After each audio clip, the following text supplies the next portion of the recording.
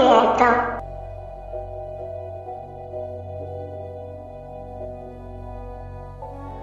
Dimmi una cosa, ma ti chiami Jody? No, mi chiamo Rosy. Sei sicuro che non ti chiami Jody? Sì, che mi chiamo Rosy. Contento tu, meglio così. Appunto, Rosy.